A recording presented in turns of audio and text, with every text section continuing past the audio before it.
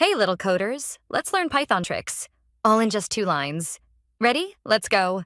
Let's start with a equal to 5 and b equal to 10, and swap their values in 1 line, such as a, comma, b equal to b, comma, a.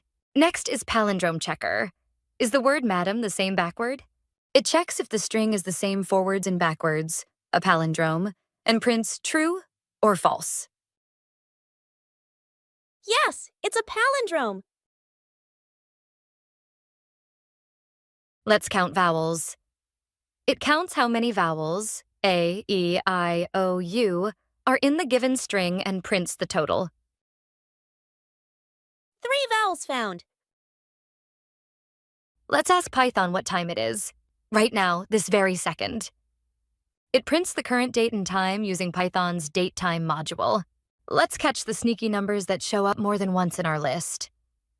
It finds and prints the numbers that appear more than once in the list. I have so many fun coding tips to share. Don't miss out, subscribe to my channel and join the ThinkToons adventure.